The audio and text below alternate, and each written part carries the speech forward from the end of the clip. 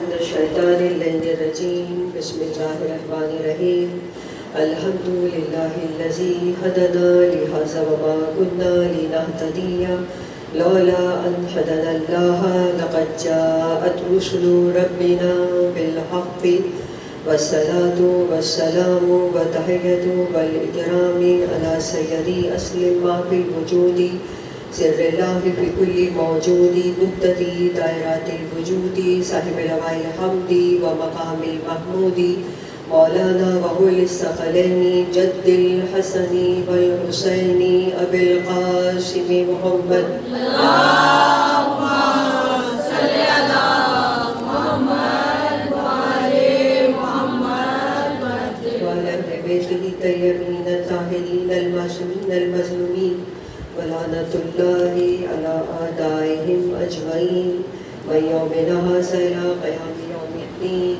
اما بعد فقد قال اللہ تعالی فی کتابہ المبین وهو اصدق القائلین وقولہ الحق صلوات اللہم صلی علی محمد وعلی محمد وعجل فرج خدا بند عالم آپ سب کی تمام دینی اور دنیاوی جائز حاجات کو بڑھلائے، تمام پریشانیوں کو دور فرمائے، اللہ کو معاف فرمائے۔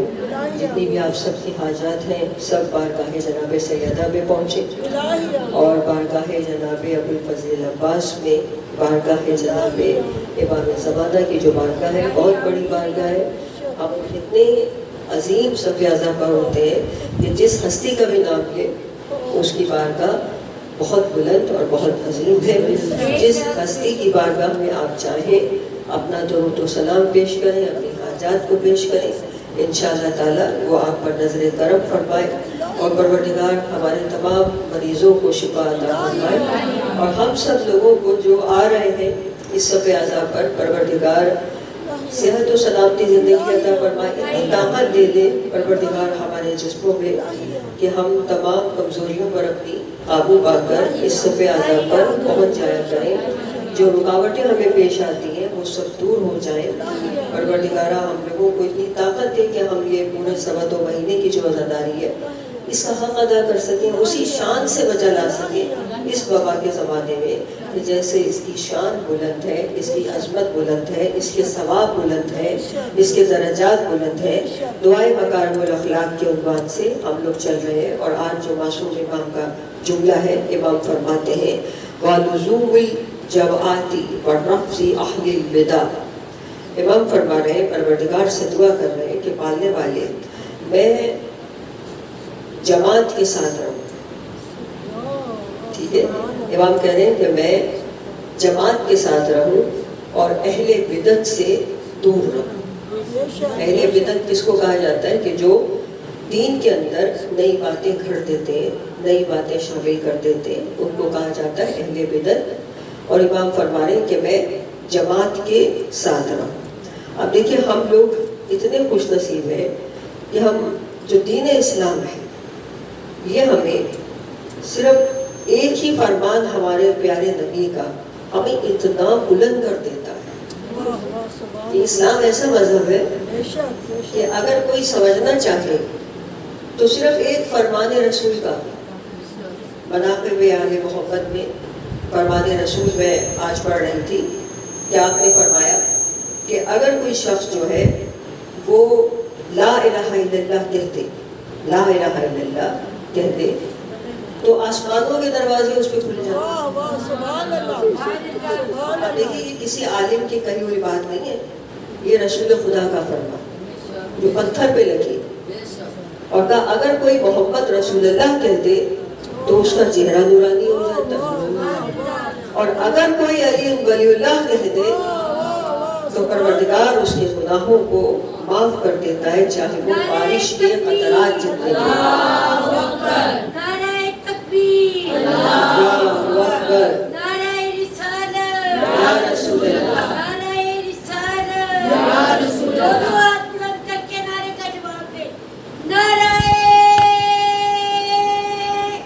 حیدری، یا علی، حیدری، یا علی، حیدری، یا علی، حیدری، یا علی۔ جن کو شاہ پر لاکھوں درود کروڑ ہاتھ سے نام بلند اللہم صلی علی محمد وآل وعجل فرجہ۔ ایک شخص یہودی ہمارے چھٹے امام فرماتے ہیں اللہم صلی علی محمد وآل محمد۔ رسول خدا کی خدمت میں بیٹھا ہوا تھا اور آپ کو گھور گھور کر دیکھ رہا تھا۔ آپ نے فرمایا کوئی حاجت ہے تو بتاؤ۔ تو اس نے کہا کہ آپ کس طرح افضل ہیں ہمارے نبی موسیٰ سے، موسیٰ بن عمران سے، آپ کیسے افضل ہیں؟ جبکہ جناب موسیٰ تو گوئے کہ خدا نے ان سے بات کی، ان پہ توریت نازل ہوئی، ان کو معجزہ عصا کی صورت میں ملا، ان کے لیے دریا پھٹا، ان کے لیے بادل نے سایہ کیا، تو آپ کا مقام کیسے بلند ہے ان سے؟ تو آپ نے فرمایا کہ بھائی ویسے تو اپنی تعریف کرنا اچھا نہیں ہوتا، لیکن اب تمہیں سمجھانے کے لیے مجھے بتانا پڑے گا کہ جب آدم سے خطا ہوئی اور انہوں نے معافی مانگی خدا کی بارگاہ میں، تو ان کے الفاظ یہ تھے کہ پروردگارہ محمد والے محمد کے صدقے میں مجھے معاف کر۔ اللہم صلی علی محمد وآل محمد۔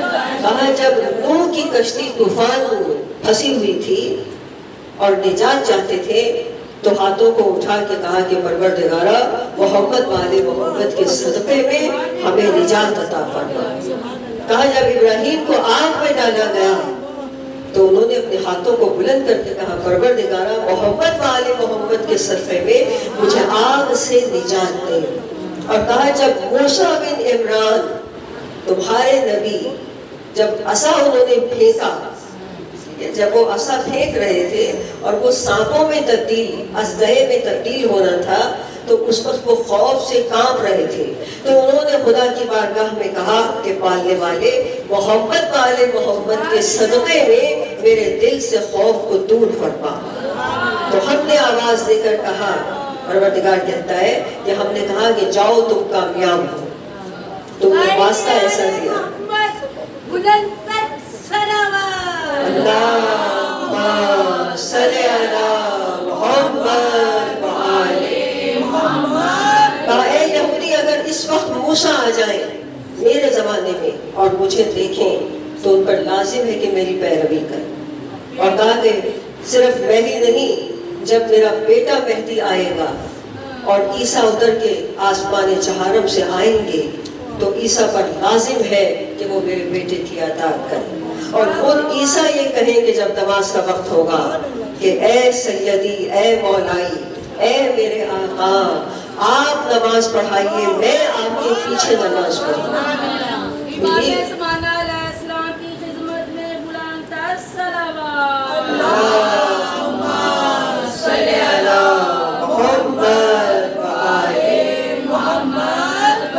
تو دیکھیں امام تقاضا کر رہے ہیں، اسی لیے تقاضا کر رہے ہیں کہ جماعت کے ساتھ رہوں، پروردگارہ میں جماعت کے ساتھ رہوں، کیونکہ جماعت کے ساتھ رہنے سے کیا ہوگا کہ جو اخلاق ہے آپ کا، مکارم اخلاق، وہ تکمیل تک پہنچے۔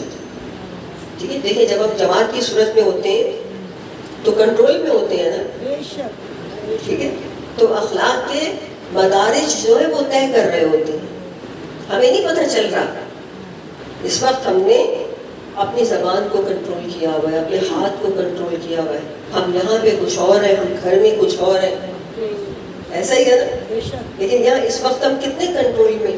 تو یہ جو چیز ہے آپ کو اخلاق کی سیڑھیاں چڑھنے میں مدد دیتی ہے۔ یہاں پر خود بخود آپ کا صرف آنا جو ہے وہ بیٹھنا یہاں پر آ کے آپ کے اندر روحانی طور پر آپ کو اتنا طاقتور کر دیتا ہے کہ اب آپ اپنے اوپر، باہر کوئی آپ سے بحث کرے گا تو آپ کے اندر کنٹرول ہوگا کہ مجھے بحث کرنی ہے یا نہیں کرنی۔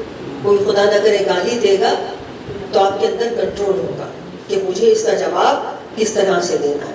تو امام فرما رہے کہ تمہارا جماعت کے ساتھ رہنا، تمہارا اہل بدعت کو ترک کرنا، اہل بدعت کہ جو دین کے اندر نئی نئی باتیں جو ہے وہ گھڑ لیتے ہیں، خدا کی باتوں کو چھوڑ دیتے ہیں، رسول خدا نے جو فرمایا اس کو توڑ مڑوڑ کے پیش کرتے ہیں، یا کوئی نئی چیز داخل کرنا اپنے عزاداری کے اندر. دیکھیں آپ بہت بعض اوقات ایسی منتیں اور چیزیں شامل ہو جاتی ہیں جن کا دور دور تک تعلق نہیں ہوتا، نہ دین سے، نہ محبت والے محبت سے، نہ خدا سے.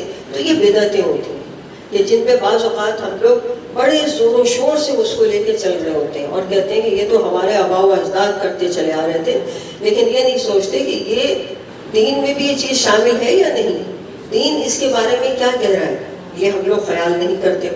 تو ہم کو بدعت سمجھ کے پوچھتے، غم کو بدعت سمجھ کے پوچھتے، کس کو روتے ہو اب کہاں ہے اسے، مار کر ہاتھ اپنے سینے پر ہم بتاتے ہیں کہ اب جہاں ہے اسے.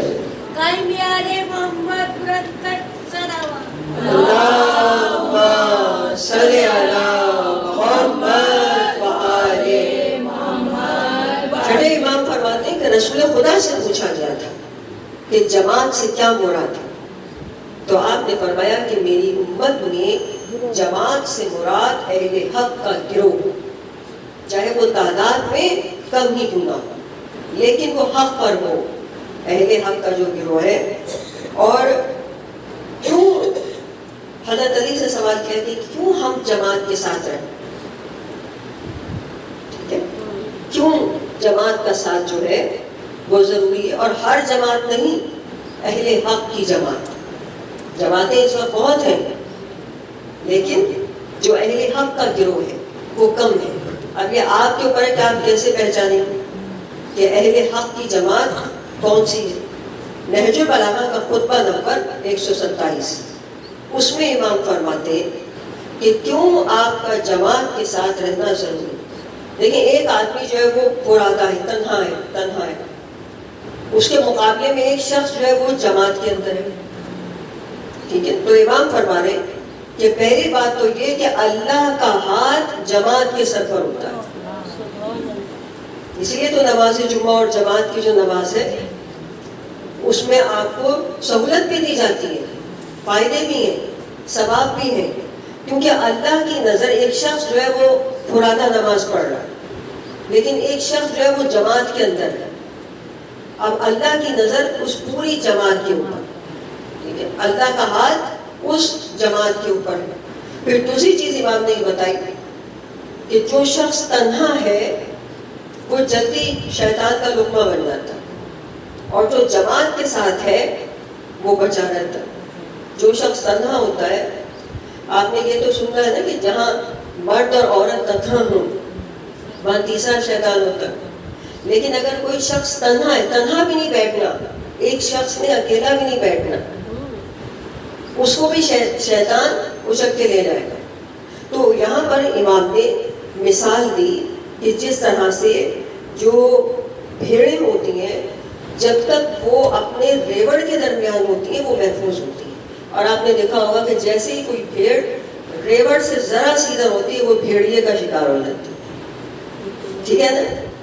ایسا ہی ہے نا کہ جب کوئی بھیڑ جو ہے جب تک وہ محفوظ ہے، جب تک وہ ریوڑ کے درمیان، اسی طرح ہم لوگ بھی اس وقت تک محفوظ ہیں جب تک ہم جماعت کے ساتھ ہیں. درود پڑھ لیجیے بابا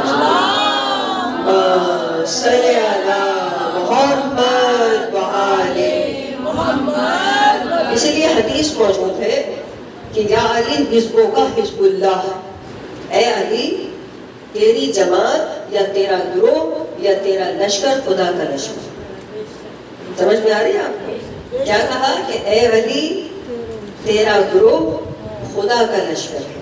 اور جو خدا کا لشکر ہے کہ جو واقعا حضرت علی کا بھی لشکر ہے، کہا کہ فرشتے ان کی خدمت کے لیے تڑپتے ہیں، تیار رہتے ہیں.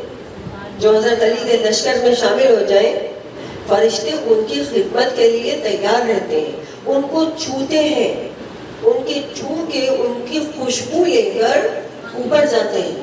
اور وہ جو خوشبو ہے اس سے وہاں جو ملائکہ اور فرشتے ہیں وہ اپنے مقام اور محل کو معطر کرتے ہیں. دیکھا اپنے آپ کا کتنا بڑا مقام بن جاتا ہے جب آپ مولا علی کے لشکر میں شامل ہو جاتے ہیں. اب دیکھیے مولا کے زمانے میں بہت مشکل وقت تھا کیونکہ لوگ امامت کو نہیں مان رہے تھے نا, جبھی تو آپ کو حق نہیں ملا. بدعتیں کھڑی جا رہی تھی, نئی نئی بدعتیں کھڑی جا رہی تھی. تو امام نے بھی کچھ لوگ تیار کر رکھے تھے جو امام کے لشکر میں تھے لوگ, ان میں خواتین بھی تھیں جو امام کے اس وقت مددگار بنی تھی. آج بھی جو زمانے کے امام کا لشکر ہے اس میں 50 خواتین ہیں, ٹھیک ہے, اس میں 50 خواتین ہیں جو آج بھی زمانے کے امام کا لشکر ہے. اور حضرت علی کے زمانے میں بھی بہت ساری خواتین جو صحابیہ تھی, رسول خدا کی بھی صحابیہ تھی, حضرت علی کی بھی صحابیہ تھی, وہ باقاعدہ ان کے لیے کام کرتے تھے. وہ لوگ باقاعدہ کام کرتے تھے. حبابہ والبیہ ایک ایسی خاتون ہے. اب اتنا مشکل دور حضرت علی مشکل سے گزر رہے ہیں, مشکل کشا ہیں, لیکن ان کی بھی مشکلیں ہیں. کچھ مشکلیں ان کی ایسی ہیں جو آپ نے حل کر دی ہیں, ٹھیک ہے, ان کے چاہنے والوں نے حل کرنی ہوتی ہے وہ مشکلیں. اب اس مشکل دور میں یہ پہنچتی ہے امام کے پاس اور جا کے کیا کہتی ہے, جو وہ سوال کرتی ہے جو سب کے ذہنوں میں چل رہا ہے. ٹھیک ہے, کیا سوال کیا کہ کیا نشانی ہے کہ آپ حقیقی جانشین رسول. ٹھیک ہے, تو امام کنکریاں اٹھاتے ہیں ہاتھوں میں, اس کو موم کرتے ہیں اور اس پر اپنی مہر امامت انگوٹھی نقش کرتے اور کہا کہ دیکھو میرے بعد بھی جو ایسا کر کے دکھا دے وہ جانشین رسول. صرف میں ہی جانشین رسول نہیں ہوں, میرے بعد جو ایسا کر کے دکھا دے معجزہ وہ بھی جانشین رسول. دیکھیے کیسے کس طرح سے امام کی مددگار بن رہی ہے, دیکھا کس طرح کام کر رہی ہے امام کے لیے, لوگوں کے دلوں سے شک دور کرنے کے لیے. اور نیت پہ ڈیپینڈ کرتا ہے, اللہ نے اتنی عمر دے دی حبابہ والبیہ کو, 230 برس عمر دے دی, 8ویں معصوم کے زمانے تک پہنچی تھی. ہر امام سے نشانی لے رہی, ہر امام سے نشانی لے رہی. یہ معجزہ ہے نا, دنیا کو بتا رہی ہے کہ دیکھو جانشین رسول کون ہے. یہاں تک کہ 4تھے معصوم کا زمانہ آیا. اللہم صلی علی محمد وآل محمد. رسول خدا کی صحابیہ ہے, 4تھے معصوم کے زمانے تک بوڑھی ہو چکی ہے, 100 سال تک کی عمر ہو چکی ہے, ہاتھوں میں راشا آ چکا ہے, لیکن پہنچی ہے امام سے نشانی لگوانے کے لیے. اور امام بعد کربلا آ چکے ہیں مدینے میں, مسجد میں نماز پڑھ رہے ہیں. یہ پہنچی, دیکھا امام سجدے میں ہے. اب امام کو تو سجدے آپ کو مدد طویل ہوتے, اس سے اتنی دیر کھڑا نہیں ہوا جا رہا تھا. اس نے کہا چلو بعد میں آ جاؤں گی, ابھی تو امام سجدے سے سر نہیں اٹھا رہے. لیکن جیسے ہی نکلنے لگی, ایک بار امام نے بس ایسے اشارہ, آواز دے کر, نام لے کر بس اشارہ جو کیا, تو اس نے اپنے اندر ایک تبدیلی محسوس کی. فقط امام کی آواز آئی اور اس نے دیکھا کہ میرے جسم کی جو کمزوری ہے وہ طاقت میں بدل گئی. اس نے اپنے ہاتھوں کو دیکھا, ہاتھ جو اس کے ضعیفی کی وجہ سے کھال اس کی لٹک گئی تھی, وہ ہاتھ اس کے دوبارہ جیسے جوان لوگوں کے ہاتھ ہوتے ہیں, ایک دم سے اس نے دیکھا کہ وہ جوان ہو چکی ہے. صرف زلیخا ہی جوان نہیں ہوئی ہے, بہت سے معجزات ہیں کہ جس میں آل رسول نے یہ معجزات جو ہے وہ دکھائے ہیں. تو امام نے وہ کنکریاں موم کی, 4تھے معصوم نے نشانی لگائی, یعنی اپنی نشانی امام نے دی. جوانی بھی مل گئی, 5ویں امام کے زمانے میں آئی, ان سے نشانی لی. اور نہ صرف نشانی لی بلکہ ان کی اکیڈمی میں داخلہ بھی لیا. یعنی بتایا کہ ایک علی والے کا کام, علی مولا علی مولا, صبح کے ساتھ دل بولا, علی مولا علی مولا, ہر ایک میزان بلند پہ آواز, تولا, علی مولا علی مولا, ہر ایک میزان پہ تولا, علی مولا علی مولا, وزیر خم پہ نبی بولا, علی مولا علی مولا.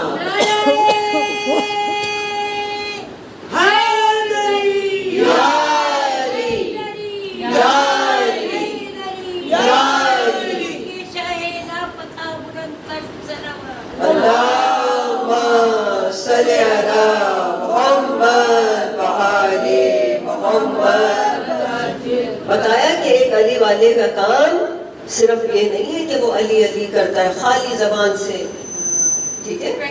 ہاں جی، ولایت جو ہے وہ وجود میں اگر اتری ہوگی تو وہ علی والا اس کا کردار بتائے گا، اس کا علم بتائے گا، اس کا تقوی بتانا چاہیے کہ یہ علی والا ہے۔ آپ کو ہر عمر میں طالب علم ہونا چاہیے۔ کوئی بات کرے آپ سے، بات کرتے ہوئے ڈرے بھائی اس کے پاس علم بہت ہے۔ اگر آج آپ علم حاصل کر لیں، یہ مت دیکھیں عمر کیا ہے۔ مجھے اتنی خوشی ہوئی کہ شکریہ آنٹی نے مجھے بتایا کہ وہ قرآن کو اپنے دہرا رہی ہیں، ان کو ابھی پتہ ہی نہیں کہ یہ کتنا بڑا کام کر رہے ہیں، اور یہی چیز ان کی بخشش کا اور ان کی ہو سکتا ہے نسلوں کی بھی بخشش کا باعث بنے۔ یہ بہت بڑا کام ہے۔ اگر یہ اسی عالم میں چلی گئی تو یہ ایک طالب علم کی حیثیت سے عالم برزخ میں داخل ہوگی، گناہ تو پیچھے رہ جائیں گے۔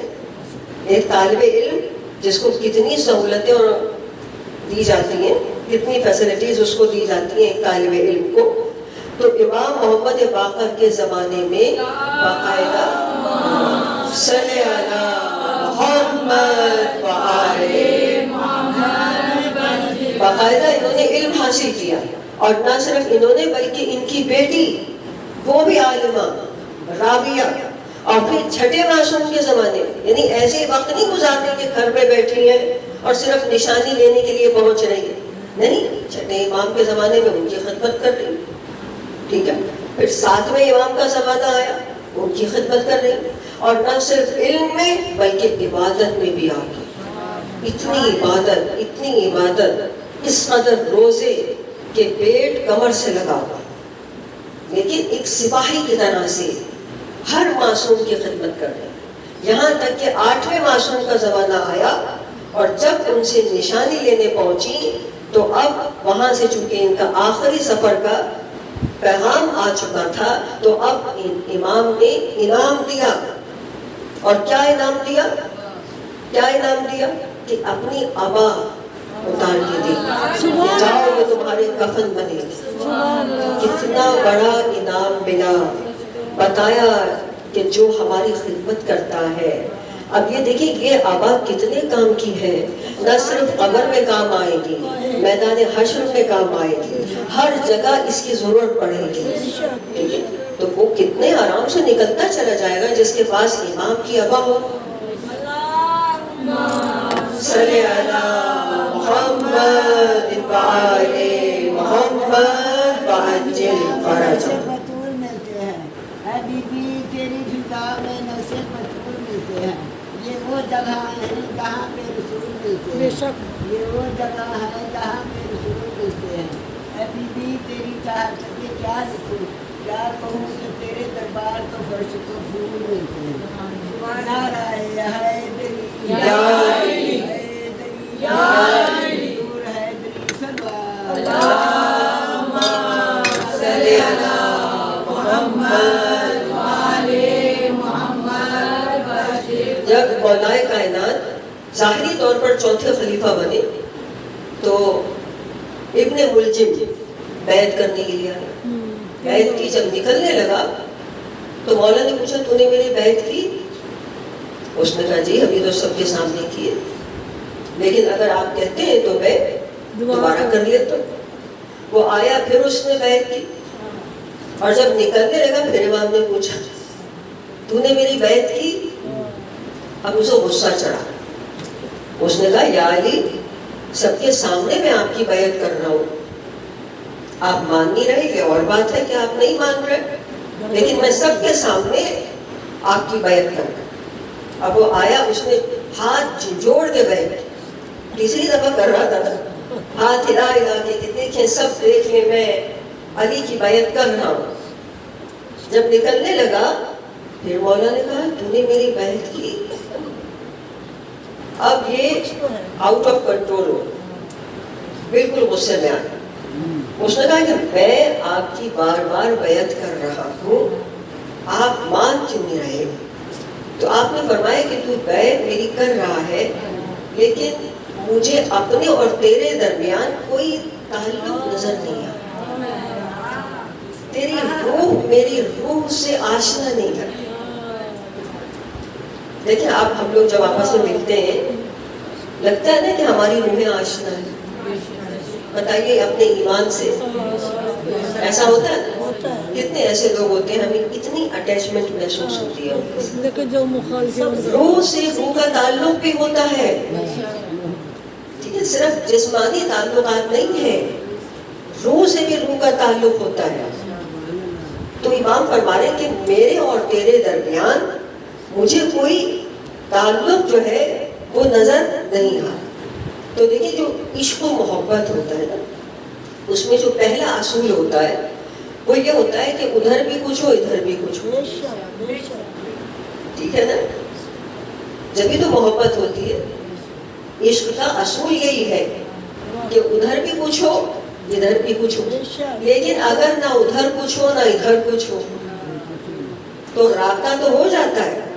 ایسا نہیں کہ رابطہ نہیں ہوگا، لیکن محبت والا رابطہ نہیں ہے. عشق والا محبت والا جو رابطہ ہے وہ نہیں ہوگا.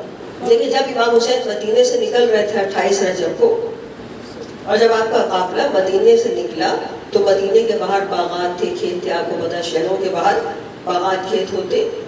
تو وہاں پر ایک شخص تھا عبداللہ ابن متی، جو لینڈ لارڈ تھا، زمیندار تھا. وہ اپنے باغ میں کام کر رہا تھا.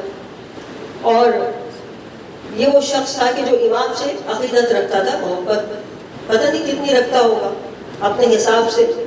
ہر آدمی کا اپنا حساب ہوتا ہے محبت کا. ٹھیک ہے، یہ شخص بعد میں امیر مختار کے لشکر میں بھی شامل ہوا، پھر ان کا مخالف ہوا، پھر ان کو قتل کرنے والوں میں، شہید کرنے والوں میں شامل ہوا. بعد میں عبداللہ ابن زبیر جب کوفے کے اوپر بعد کربلا ان کا تسلط ہوا تو انہوں نے اس کو کچھ وقت کے لیے وہاں کا حاکم بھی بنایا، والی بنایا. اس کے بعد یہ مکہ میں قتل بھی ہوا. عبداللہ ابن زبیر، یہ عبداللہ ابن متی مکے میں قتل ہوا. اب اس نے دیکھا کہ امام آ رہے ہیں، قافلہ آ رہا. جا کے اس نے سلام کیا، السلام علیکم یا ابا عبداللہ. ابا عبداللہ امام حسین کی کنیت ہے، حضرت علی اصغر کا نام. کنیت سے عرب میں پکارا جاتا تھا. امام نے سلام کا جواب دیا. اس نے کہا کہاں جا رہے ہیں؟ کہا کہ میں فی الحال تو مکے جا رہا ہوں. اب امام نے اسے کوئی دعوت نہیں دی. جیسے آپ نے سنا کہ امام دعوت دیتے جا رہے تھے، لیکن سب کو وہ دعوت نہیں دے رہے تھے، سب کو اپنا مقصد نہیں بتا رہے تھے. اس کو نہیں بتایا کہ میں کیوں نکلا ہوں مدینے سے. کہا اچھا بھائی خدا حافظ. لیکن اس نے روکا امام. اس نے کہا کہ آپ کی شخصیت، آپ نواسہ رسول ہے، بہت بابرکت، عظیم، صاحب کرامت شخصیت ہے آپ کی. یہ میرا کنواں میں نے کھودا ہے، اس میں پانی اوپر نہیں آ رہا اور پانی اس کا کھارا ہے، آپ دعا کر دیجیے. امام نے کہا اس کا پانی لے کر آؤ. وہ ایک گلاس پانی لے کر آیا. امام نے اپنے منہ میں لیا اور وہ پانی کنویں میں ڈال دیا. اور دیکھتے ہی دیکھتے وہ جو کنواں تھا وہ چشمے کی طرح ابلنے لگا اور پانی اس کا میٹھا ہو گیا. اس نے کہا سبحان اللہ، اور امام نے اس کو دعا دی. دعا امام نے کیا دی؟ بھائی تم یہاں خوش رہو. ٹھیک ہے، تم اپنے نخلستان کے ساتھ، اپنے باغ کے ساتھ خوش رہو، تم خوش رہو. دعا وہ سب کو دیتے ہیں، جو مانگیں گے وہ دے دیں گے. دنیا کے حکمران نہیں ہے کہ آپ نے کہنا نہیں مانا تو آپ کا گھر جلا دیا جائے گا. ٹھیک ہے، وہ جو مانگیں گے آپ وہ دے دیں گے. انہیں ایسے لوگوں کی ضرورت ہی نہیں ہے جن کے ساتھ ان کی روح کا تال میل نہ ہو. ٹھیک ہے، ان کو ضرورت ہی انہی لوگوں کی ہے جن کے اندر پہلے سے ایک چنگاری موجود ہوتی ہے کہ جو امام کو دیکھتے ہی آگ بن جاتی ہے، شعلہ بن جاتی ہے. ٹھیک ہے، اب یہ تو جب امام زمانے کے آئیں گے تو ہمارا بڑا سخت امتحان ہے. ٹھیک ہے، کہ ہم لوگ وہ جو محبت دلوں کے اندر لیے ہوئے پھر رہے ہیں، آیا وہ چنگاری بنتی ہے یا نہیں بنتی؟ ٹھیک ہے، یا ٹھنڈی پڑ جاتی ہے؟ یہ سب چیزیں جو ہے وہ دیکھنی پڑیں گی. اب امام نے اس کو کہا ٹھیک ہے تم یہاں پر خوش رہو، آباد رہو. اور بعد میں اتنی برکت اسے ملی ان کنوؤں کی وجہ سے جو امام نے میٹھا کنواں اس کا کر دیا تھا. آج بھی مدینے میں ابن متی کے نام سے بہت سارے کنویں. بعد میں وہ اتنا بڑا لینڈ لارڈ بن گیا اتنی دولت اس کے پاس آ گئی، لیکن امام کے ساتھ اس کی روح کا تعلق نہیں. تال میل نہیں تھا. امام نے اسے دعوت نہیں دی. امام آپ کو سب کچھ دے دیں گے، لیکن اگر روح کے ساتھ اٹیچمنٹ نہیں ہے تو اپنے کاروان میں شامل نہیں کریں. جبکہ اس کے مقابلے میں زہیر ابن قین تھے. وہ امام حسین کے عقیدت مند نہیں تھے، چاہنے والے نہیں تھے. زہیر ابن قین جو کربلا میں شہید ہوئے، وہ بھی بڑے لینڈ لارڈ تھے، دولت مند تھے، اور عثمانی مسلک کے تھے. حضرت عثمان جب قتل ہوئے تھے تو ایک پروپیگنڈا یہ چلا تھا کہ حضرت علی نے ان کو قتل کیا ہے، کروایا ہے. تو یہ بھی اسی کا شکار تھے اور یہی سمجھتے تھے. تو یہ اہل بیت سے ذرا دور رہتے تھے. لیکن جیسے ہی یہ امام کی خدمت میں پہنچے، امام نے ان کو بلایا. کچھ لوگوں کو بلایا گیا ہے اور ان کا قافلہ یہ حج کر کے آ رہے تھے.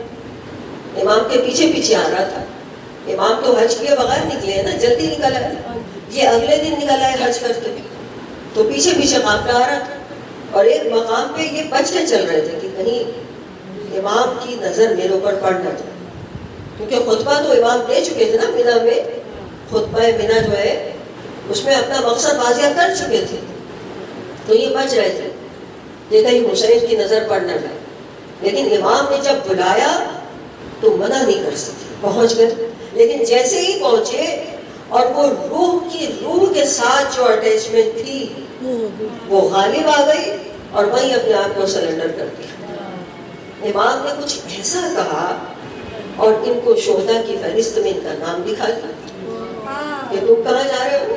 تمہارا نام تو شہداء کی فہرست میں. بس وہی یہ قدموں میں گر گئے، سب کچھ جو ہے وہ اپنا ختم کر دیا.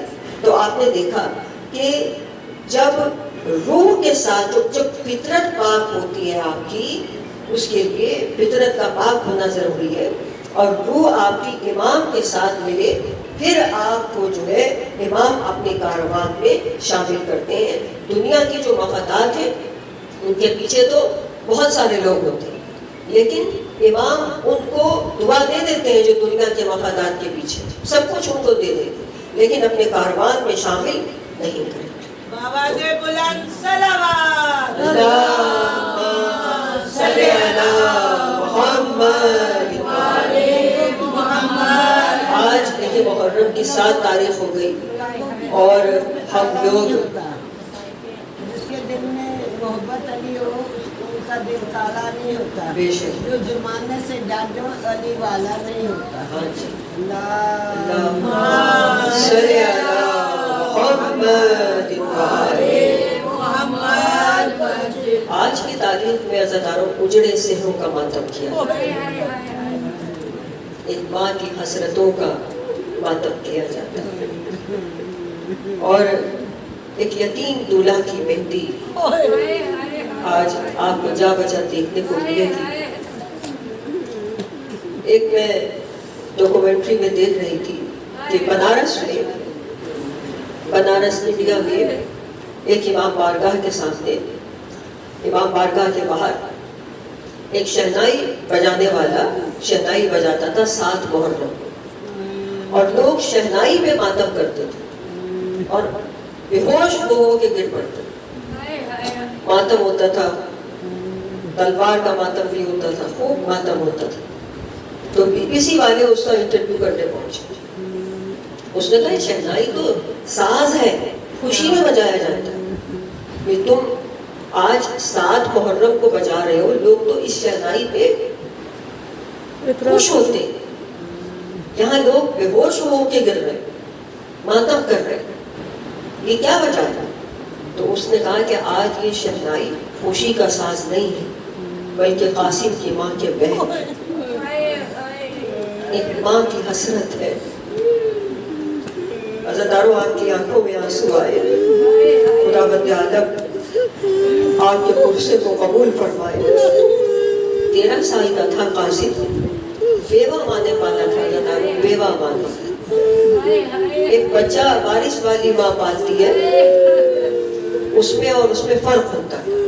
وارث والی ماں جس کا شوہر ہوتا ہے وہ بے فکری میں بچہ پال جاتی ہے، لیکن جو بیوہ عورت ہوتی ہے وہ دن رات اس بچے کو دیکھ کے جیتی ہے، ہر روز دیکھتی کب بڑا ہوگا، ہر روز دیکھتی اتنا بڑا ہو گیا، ہر روز کہتی ہے کہ یہ کب بڑا ہوگا، کب اس کا صحرا سجے گا، کب میرا بڑا ہوا گھر بسے گا، کب میں دلہن بیاہ کے لے کر آؤں گی۔ تو عزیزانو، جناب قاسم کی ماں کی حسرتیں قاسم کی ماں کے ساتھ ساتھ جوان ہو رہی تھی، قاسم کے ساتھ ساتھ جوان ہو رہی تھی۔ اور میں دیکھیں آج میں فقرہ پڑھ رہی تھی کہ قاسم اس وقت تک قاسم تھا جب تک وہ زین پر تھا۔ بڑا قیامت کا جملہ، قاسم اس وقت قاسم تھا جب تک وہ زین پر تھا، لیکن جب وہ زین سے زمین پر آیا تو تقسیم ہو۔ اور عزیزانو، اس سے بڑا جملہ تمہیں سناؤں کہ جب گھوڑے دوڑے نا، گھوڑوں کے ساتھ ساتھ قاسم کا جسم روتا گیا، گھوڑوں کے سروں میں قاسم کے گوشت کے ٹکڑے پھنس رہے تھے۔ عزیزانو، کہتے ہیں کہ روایتیں کہتی ہیں کہ ایک کالے برقعے والی بیوی گھوڑوں کے ساتھ ساتھ دوڑتی جاتی تھی اور کہتی جاتی تھی، ارے میرے حسن کے نشانی ہے، ارے یہ میرا قاسم ہے، اور رو کے گوشت کے ٹکڑے چنتی تھی۔ عزیزانو، خدا بند عالم آپ کی آوازوں پہ رحمت نازل کرے اور آپ کی آوازیں جناب ام فروا کی خدمت میں پہنچے۔ امام حسن مجتبیٰ کو ضرور آج آپ نے فرصت دی، بڑا مظلوم امام ہے ہمارا، پتا کہ آپ کو کتنی مظلومیت ہے ہمارے امام، زہر سے کلیجہ کیسے ٹکڑے ٹکڑے ہو گیا تھا میرے مولا۔ اللہ تعالیٰ قاسم کو جب اجازت نہ ملی نا، بار بار جا رہے ہیں چچا کے پاس، بار بار جا رہے ہیں، لیکن اجازت نہیں مل رہی۔ آئے واپس خیمے کے ستون سے ٹیک لگا کے بیٹھ گئے۔ جب ماں نے دیکھا بچہ اس طرح یتیم بچہ ہے، اس طرح اداس بیٹھا ہے، کہا کہ اے میرے بیٹے کیا بات ہے؟ کہا اماں دعا کرو کوئی یتیم نہ ہو، اماں کوئی یتیم نہ ہو، اماں اگر آج میرے بابا ہوتے تو چچا مجھے اجازت دے دے۔ اب عزیزانو، اس جملے میں ماں کو اس تعویذ کا خیال آیا جو امام حسن مجتبیٰ نے باندھا تھا قاسم کے بازو پر۔ عزیزانو، کیسے امام حسین نے پالا تھا، کس طرح سے یتیم کی تربیت کی تھی کہ ان برسوں میں کبھی ام فروا کو اس تعویذ کا خیال نہیں آیا، لیکن آج ایسی مشکل پڑی، امام حسن مجتبیٰ نے کہا تھا جب مشکل پڑے، یہ مشکل تھی کہ موت کی اجازت نہیں دیتے، تو ایک مرتبہ وہ تعویذ کھولا، امام حسین کو دکھایا گیا، کربلا میں بھائی نے بھائی کی تحریر کو دیکھا۔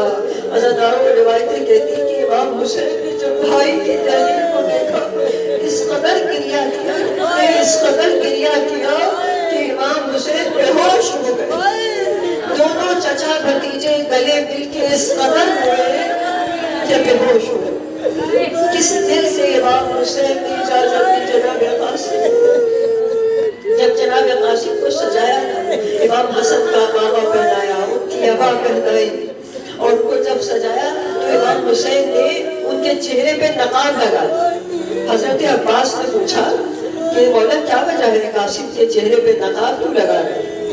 تو حضرت امام نے فرمایا کہ قاسم چہرے سے بچہ لگتا ہے، ایسا نہ ہو کہ دیکھ کے لوگ سمجھیں کہ بچہ آ گیا، یہ تو جب تلوار چلائے گا تو پتہ چلے گا کہ علی کا پوتا ہے۔ اور حضرت جناب ایک روایت کہتی ہے کہ قاسم اتنے حسین تھے، اتنے حسین تھے کہ امام نے فرمایا کہ کہیں میرے قاسم کو نظر نہ لگ جائے۔ اور جب میدانی جہاد میں قاسم کا نقاب اترا تو دشمنان دین کی زبان سے نکلا، اور ایسا لگ رہا ہے کہ چاند طلوع ہو گیا، لیکن کسی کو کیا پتا تھا یہ حسن کا چاند غروب ہونے کے لیے میدان جہاد میں اترا ہے۔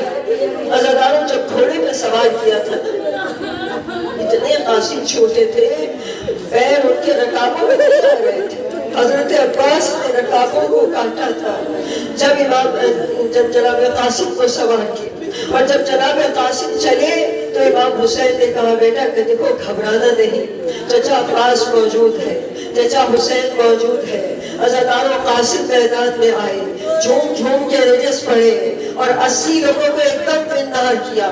جیسے ہی عزیزانو قاسم میدان میں اترا، میدان جہاد میں کھلبلی مچ گئی، دشمن جان بچا بچا کر بھاگ رہے ہیں۔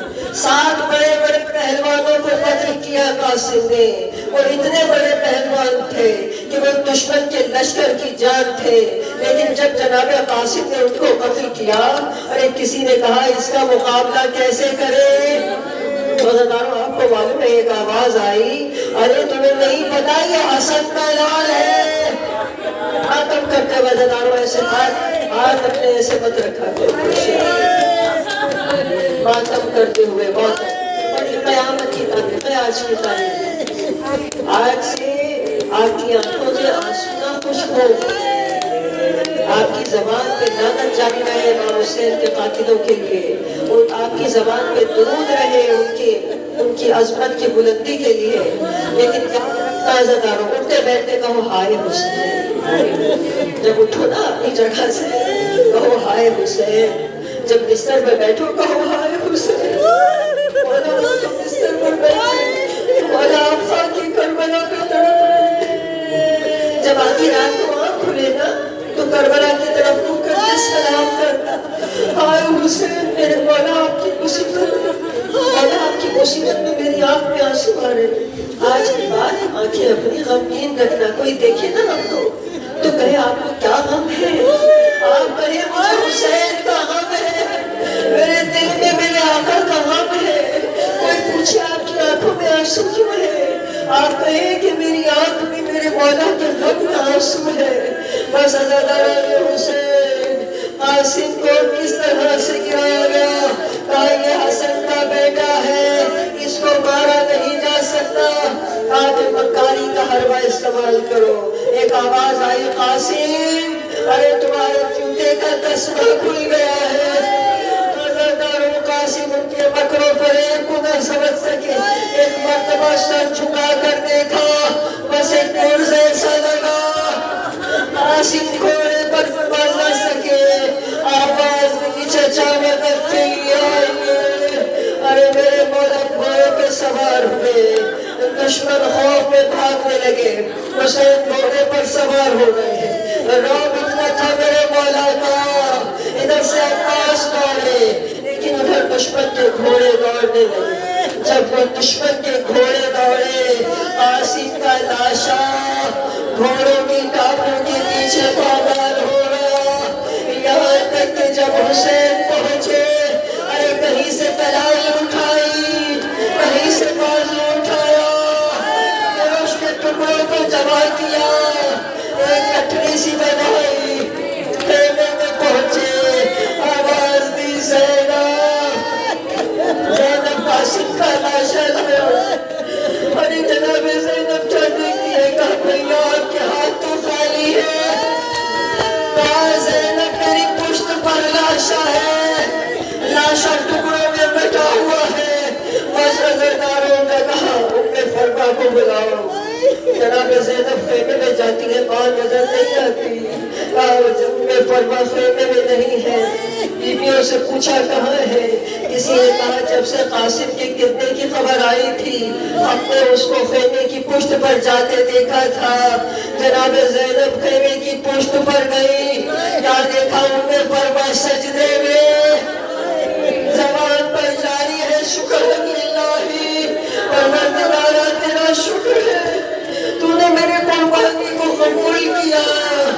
جناب زینب ہاتھ پکڑ کے لائی، بھابی اپنے قاسم کے لاشے کو نہ دیکھائی، ایک مرتبہ لاش کے ٹکڑوں پر آ کر بیٹھی، ایک مرتبہ لاش کے ٹکڑوں میں اپنے بیٹے کے ہاتھوں میں تلاش کیا، ارے ان ہاتھوں میں مہندی لگنا تھی، ہائے میرا قاسم، عزیزانو ایک عجیب چیز ہوا کہ فرماتے حسین سے کہا میرے مولا اس کا کرتا دے دیجئے، عزیزانو حسین نے خون بھرا کرتا دیا، جب مدینے پہنچی نا امام حسن کے قبر پر گئی، ایک مرتبہ وہ کرتا جا کر ڈال دیا اور کہا میرے والی تمہارے قاسم کی نشانی لائی ہوں، انا للہ و انا الیہ راجعون۔